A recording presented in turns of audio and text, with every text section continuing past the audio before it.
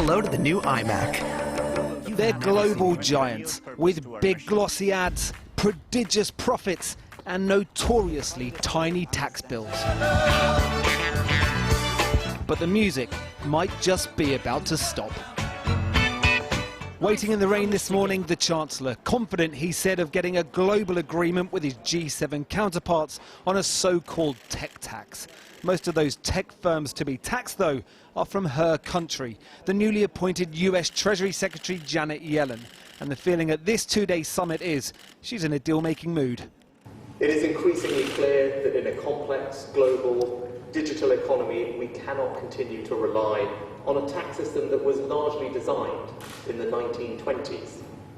And I would just say this, the world has noticed. Oh my gosh.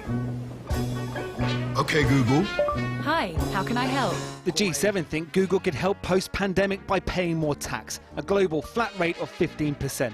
So what are they paying now? In 2019, Amazon paid the Treasury around £14.6 million on profits which TaxWatch UK estimate were more than £680 million. That's an effective tax rate of just 2.1%.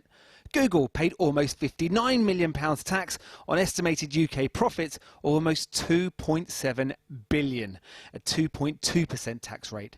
And Apple paid just under £93 million on profits estimated at £3.2 billion. That will be a tax rate of 2.9%. Alexa, tell me about the Amazon Echo. Another question for Alexa, where might that extra tax be paid? Where firms are from, where sales are made, or where employees work? Okay. Who's actually standing to benefit here? Well, again, it does depend on the details, really.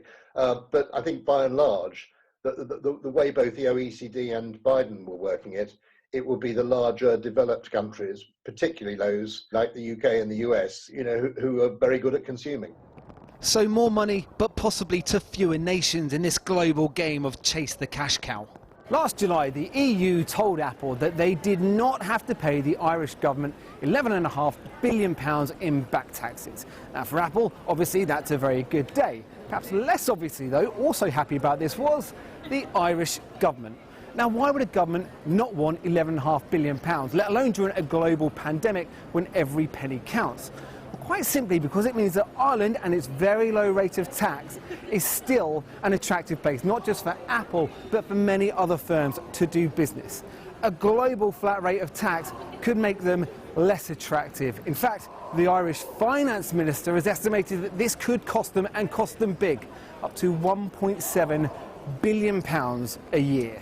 Far from fearing change, the tech sector says they're waiting and willing. With any innovation, there's always the demise of an old industry, and that's how you give life to new ways of doing things. And that's where regulation has to do a good job of making sure it doesn't play catch-up. The hope, where these 7 nations lead, the rest of the world will follow.